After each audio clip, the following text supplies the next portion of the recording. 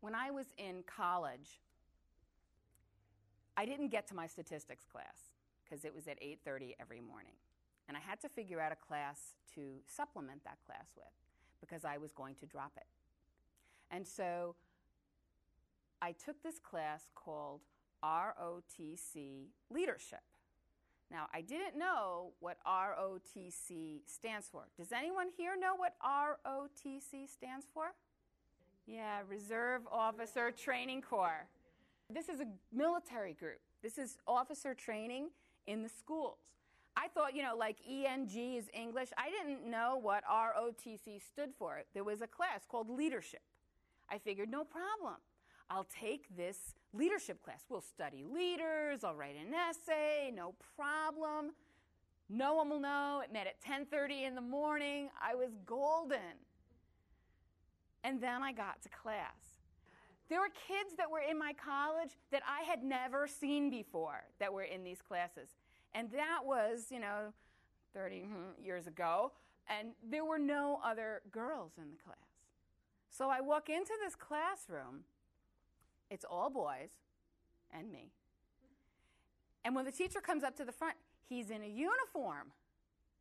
And he wants us to call him captain. And we shot guns, we ran, we did obstacle courses. There was definitely, I would have been better off in statistics. Your final exam will be your grade. You pass your final exam, you get an A. You fail it, you get an F. I was like, all right, we're going to write an essay on our experiences, what it was like to overcome, when we thought we couldn't do something. And I was just all really set. The final exam was in the science building. I thought, hallelujah, finally we're going to an academic classroom. I know what's expected of me. We go to get into the building for the final exam, into the classroom, open the door. I'm standing on the roof. The final exam was to jump off the building. Oh, yeah. Do it, I get the A. Don't do it, I have now run and shot guns and done obstacle courses for a whole semester for nothing. And I'm standing, and the boys are jumping off there, pumped. This is the final exam. They're going off the side. Soon, it's just me and the captain, standing on the roof. And I'm looking at the door, and I'm looking at him. And I'm looking at the door, and I'm looking at him, and I'm trying to measure. Can I make it to the door before he gets there? And he's shaking his head. He's saying, you can't outrun me. All right. I'm trying to get out of it. I'm trying to think of how, all right, I'll offer out the essay. What if, and I start giving him alternatives, and he's like, you can do this. You can do this. You see those boys? They're off the side of the building. You're going to let some boy show you up? And I was like, let me write the essay. I got no problem with that. And I'm ashamed to say that I tried every stupid girl trick I could think of on this man to try and let me out of jumping off of this building. I started crying. No dice. Man, no feelings. He's still in my face, screaming in my face. I tell him I'm going to get sick. I'll get sick if I feel nauseous, and I did. I'll get sick. And he said, I have no problem with that. The only people who will have a problem with that are the boys that are up down there waiting for you to jump over the side. I'll pass out. He said, not a problem.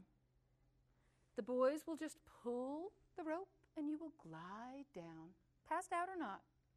Now, I don't know if any of you have ever seen or done rappelling, but rappelling is when you stand with your toes on the building and your heels off the building, and you have a little metal hook that they put what to me looked like a string through, but put a rope through, and you lean, and you lean, and you lean until you're not on the top of the building anymore, you're now on the side of the building.